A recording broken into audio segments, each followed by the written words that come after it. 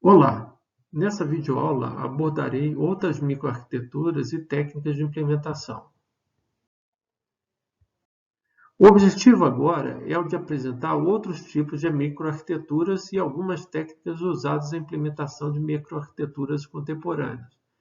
Nesta videoaula, mais especificamente será abordado pipelines com muitos estágios, uma técnica conhecida como Deep Pipeline, técnica de predição de desvio, Branch Prediction, técnicas básicas de implementação de processadores superescalares.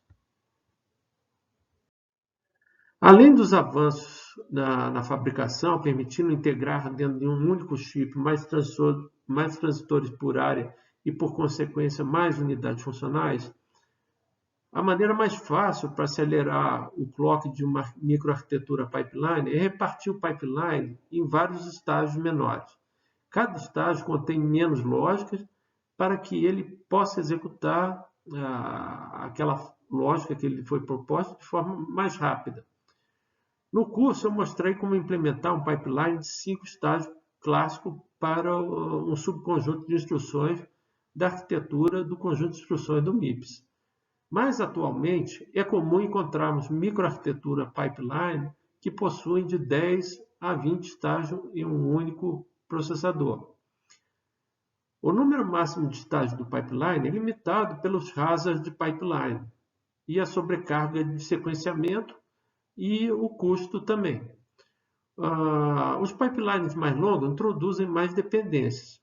Algumas das dependências podem ser resolvidas por encaminhamento, mas outras requerem stalls que proporcionam um aumento muito grande da CPI.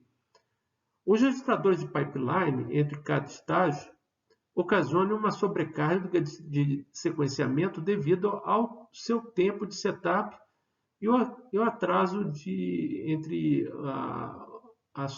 a subida, o tempo de subida do clock até que o dado fique estável dentro do registrador pipeline. Essa sobrecarga de sequenciamento nem sempre faz com que a adição de mais estágios de pipeline proporcione um desempenho menor que o pipeline com um número menor de estágios. Finalmente, a adição de mais estágios aumenta o custo por causa dos registradores de pipeline extra e do hardware necessário para lidar com os hazards. Um processador com pipeline ideal apresenta uma CPI de 1. Uma predição incorreta de um branch é uma das principais razões para o aumento da CPI. Nas microarquiteturas com pipeline mais profundos, os branches são resolvidos mais tarde no pipeline.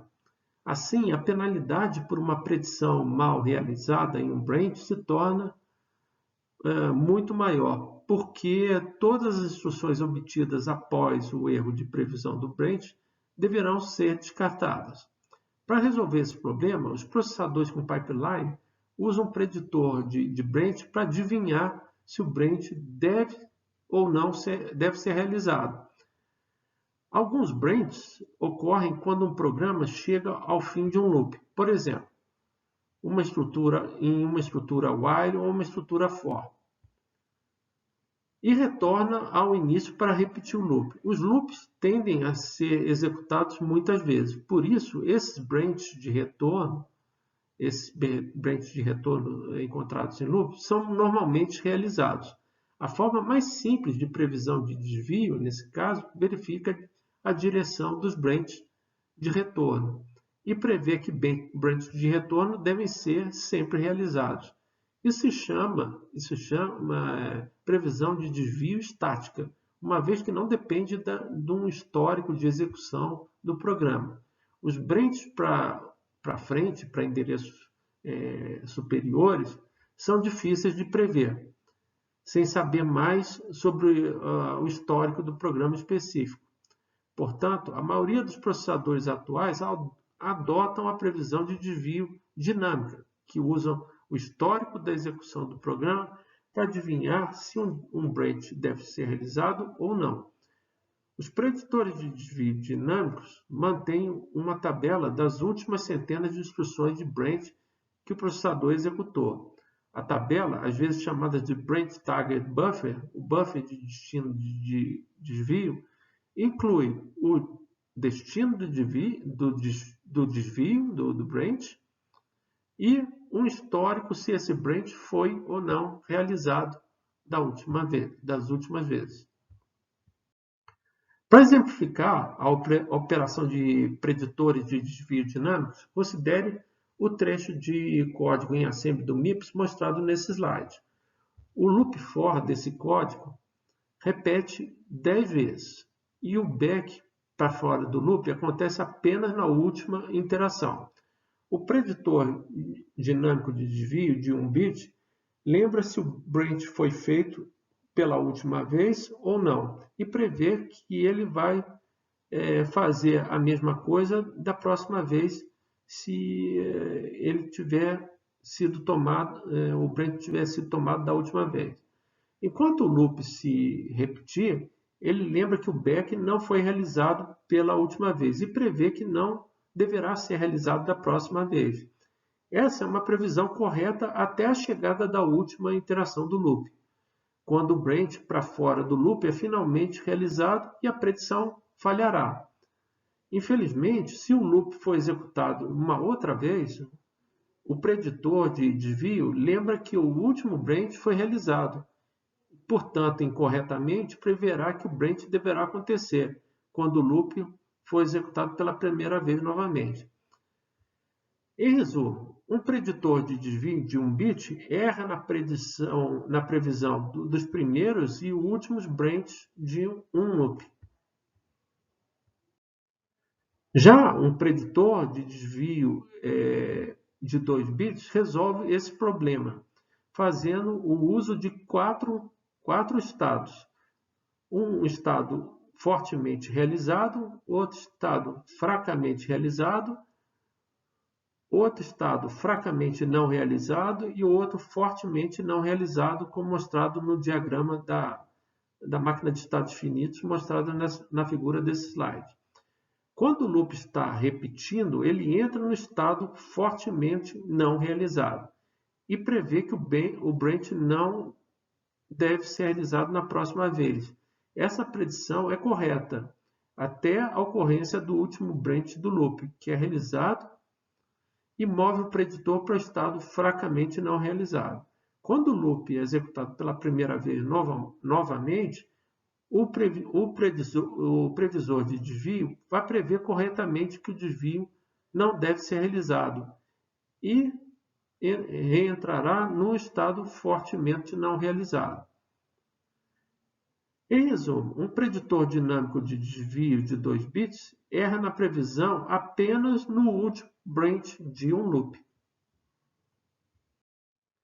Um processador superescalar contém várias cópias do hardware do caminho de dados para executar múltiplas instruções simultaneamente.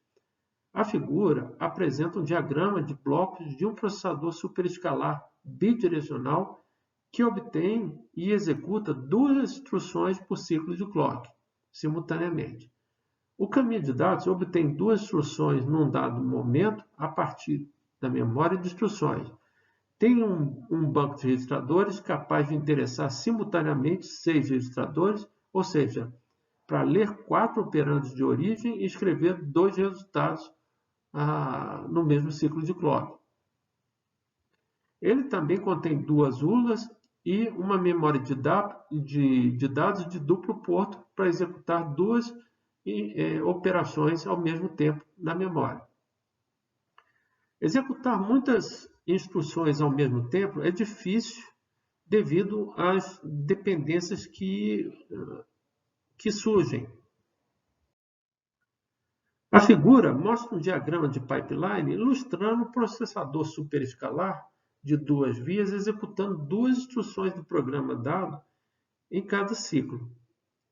Para esse programa, o processador apresenta uma CPI de 0,5, uma CPI ideal de 0,5. Quando o valor da CPI é menor que 1, os projetistas de CPU passam a usar o inverso da CPI, que é o termo IPC, Instruction Per Cycle, ao invés da CPI. Esse processador tem uma IPC de 2 para esse programa. Executar muitas instruções ao mesmo tempo é difícil devido às dependências. Nesse novo exemplo, a figura apresenta um diagrama de pipeline executando um programa com dependências de dados mostrado à esquerda do slide. As dependências no código são mostradas na cor azul. A instrução ADD é dependente de $T0, que é produzido pela instrução load_word. Por isso, não pode ser tratada ao mesmo tempo que a load_word. Na verdade, a instrução ADD provoca um stall durante um ciclo para que a load_word possa encaminhar o conteúdo de $T0 para o ADD no início do ciclo 5. As outras dependências entre sub e end, baseadas em $T0, e entre OR e SW, baseadas no conteúdo de $T3, são tratadas por meio do envio dos resultados produzidos num ciclo para ser consumidos no próximo. Esse programa, também apresentado a seguir, requer 5 ciclos de bloco para 6 instruções. Então, gerando um IPC de 1,2. Com isso, terminamos aqui o assunto proposto para essa videoaula. Até a próxima!